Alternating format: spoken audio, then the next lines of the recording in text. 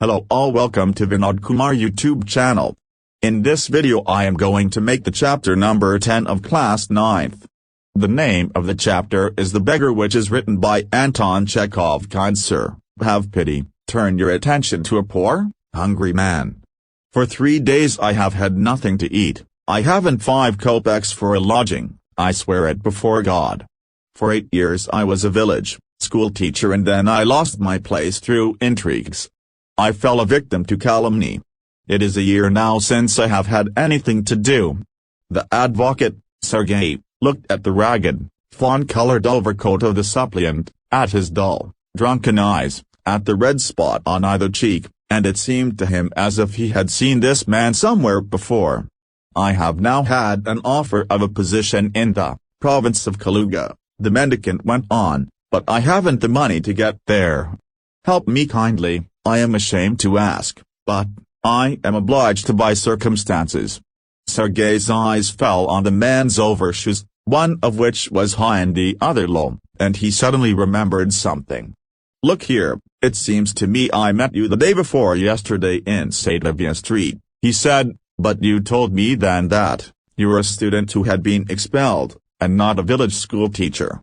Do you remember? And no, that can't be so, mumbled the beggar, taken aback.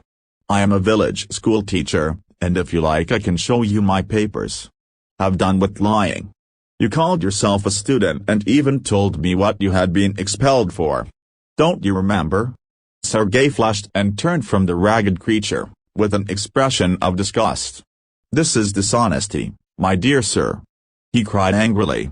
This is swindling. I shall send the police for you, damn you. Sir, he said, laying his hand on his heart, the fact is I was lying.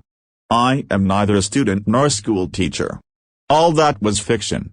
Formerly I sang in a Russian choir and was sent away for drunkenness. But what else can I do? I can't get along without lying. No one will give me anything when I tell the truth. What can I do? What can you do? You ask what you can do, cried Sergei, coming close to him. Work. That's what you can do. You must work. Work, yes. I know that myself, but where can I find work? How would you like to chop wood for me? I wouldn't refuse to do that, but in these days even skilled woodcutters find themselves sitting without bread. Will you come and chop wood for me? Yes sir, I will. Very well, we'll soon find out. Sergei hastened along, rubbing his hands. He called his cook out of the kitchen. Here, Olga, he said, take this gentleman into the woodshed and let him chop wood. The scarecrow of a beggar shrugged his shoulders, as if in perplexity, and went irresolutely after the cook. It was obvious from his gait that he had not consented to go and chop wood because he was hungry and wanted work, but simply from pride and shame and because he had been trapped by his own words.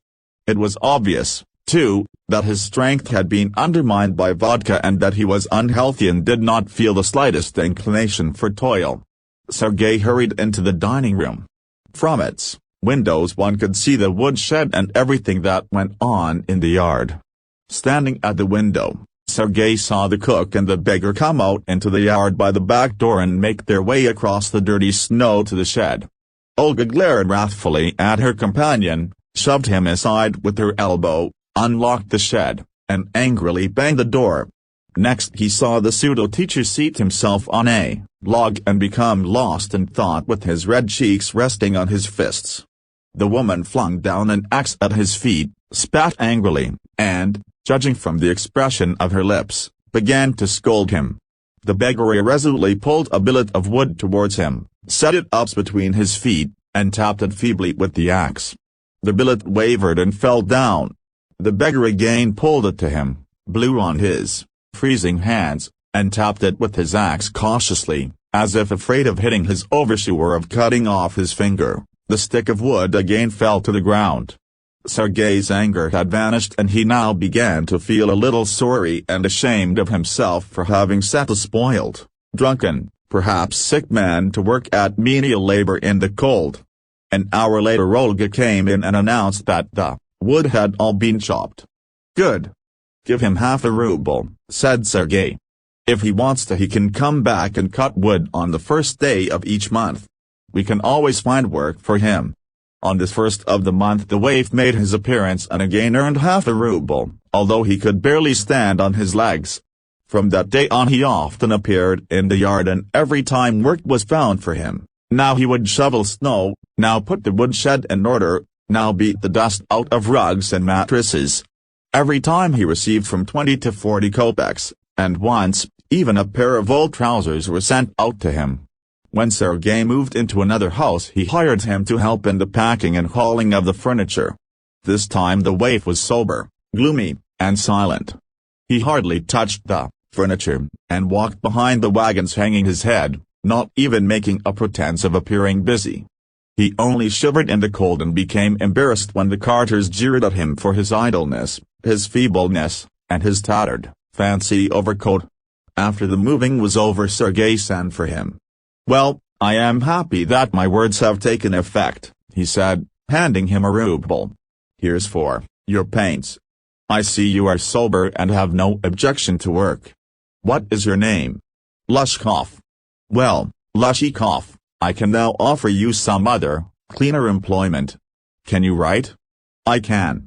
"Then take this letter to a friend of mine tomorrow and you will be given some copying to do. Work hard, don't drink, and remember what I have said to you. Goodbye." Pleased at having put a man on the right path, Sergei tapped Lushkov kindly on the shoulder and even gave him his hand at parting. Lushkov took the letter, and from that day forth came no more to the yard for work. 2 years went by. Then one evening, as Sergei was standing at the ticket window of a theater paying for his seat, he noticed a little man beside him with a coat collar of curly fur and a worn sealskin cap. This little individual timidly asked the ticket seller for a seat in the gallery and paid for it in copper coins. "Lushkov, is that you?" cried Sergei, recognizing in the little man his former woodchopper. "How are you? What are you doing? How is everything with you?" "All right. I am a notary now and am paid 35 rubles a month. Thank heaven." "That's fine. I am delighted for your sake. I am very, very glad, Lushkov. You see, you are my godson, in a sense. I gave you a push along the right path, you know. Do you remember what roasting I gave you, eh? I nearly had you sinking into the ground at my feet that day. Thank you, old man, for not forgetting my words." "Thank you, too," said Lushkov. "If I hadn't come to you then I might still have been calling myself a teacher or a student too, this day. Yes, by flying to your protection I dragged myself out of a pit. I am very glad, indeed. Thank you for your kind words and deeds. I am very grateful to you and to your cook. God bless that good and noble woman. You spoke finely then, and I shall be indebted to you to my dying day, but, strictly speaking, it was your cook, Olga, who saved me." "How is that?"